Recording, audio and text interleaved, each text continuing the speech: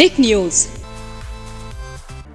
मैनपुरी उपचुनाव को लेकर एक और बड़ा खेला हो गया है और वो खेला भाजपा के खिलाफ हुआ है समाजवादी पार्टी में। अभी तक ये सस्पेंस बना हुआ था कि क्या शिवपाल अपनी पार्टी की तरफ से चुनावी मैदान पर नए प्रत्याशी को उतारकर सपा के खिलाफ उतरेंगे। जैसा कि आपने सुना ही होगा, भारतीय जनता पार्टी की तरफ से हाल ही में जयवीर सिंह ने कहा कि शिवपाल को अपने राजनीतिक भविष्य को बचाना है तो उन्हें सपा को हराना होगा। मैनपुरी में डिंपल यादव को हराना होगा, लेकिन भाजपा की बातों में नहीं आए शिवपाल। इतने समय से उन्होंने देखा है कि भाजपा के साथ लगातार संपर्क के बावजूद भाजपा ने उन्हें जगह नहीं दी। ब्रजेश पाठक हो या फिर केशव प्रसाद मौर्य या खुद भूपेंद्र सिंह चौधरी हो, सभी ने सिर्फ इशारे किए, लेकिन मौका नहीं मिला शिवपाल को। योगी आदित्यनाथ की कैबिनेट का गठन होने के बाद विधानसभा चुनाव में सपा की हार होने के बाद गठबंधन की बात सामने आई थी। शिवपाल अपनी पार्टी का गठबंधन भाजपा से करा सकते हैं, मौका भी उन्होंने देखा, लेकिन उस वक्त भाजपा में जगह नहीं थी। और इसके बाद अपर्णा को भाजपा जरूर साथ लेकर चल रही है, लेकिन उन्हें टिकट न देने पर शिवपाल भी समझे कि काफी लंबा वक्त लगेगा, संघर्ष भाजपा में करना पड़ेगा। वो वरिष्ठ नेता है, वो कार्यकर्ता के तौर पर काम नहीं कर सकते।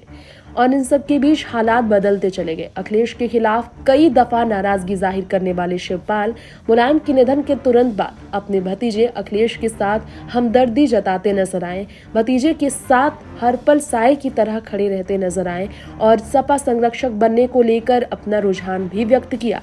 अब शिवपाल सिंह यादव को लेकर एक स्टेटमेंट आया है कि शिवपाल डिंपल के साथ खड़े हैं। अपर्णा को चुनावी मैदान पर उतारा जाता तो भी वो अपर्णा नहीं बल्कि अपर्णा के खिलाफ डिंपल के साथ होते। शिवपाल ने कहा, मैं घर की छोटी बहू नहीं बल्कि बड़ी बहू डिंपल के साथ हूँ। शिवपाल के सवाल पर अखिलेश ने भी यही बयान दिया।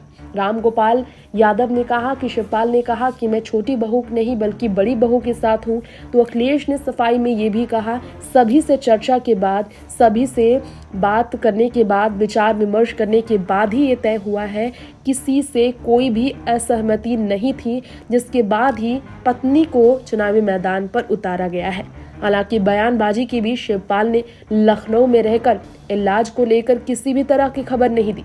डिंपल के नामांकन में वो शामिल नहीं हो, जिसके बाद सवाल हुआ क्या वाकई में वो आगे भी नहीं होंगे। लेकिन बेटे आदित्य भी नहीं जाएंगे नामांकन में, ये किसी ने सोचा नहीं था। अब चुनावी प्रचार पर जब दोनों साथ होंगे, निश्चित तौर पर भारतीय जनता पार्टी के लिए मुसीबत बड़ी खड़ी होगी।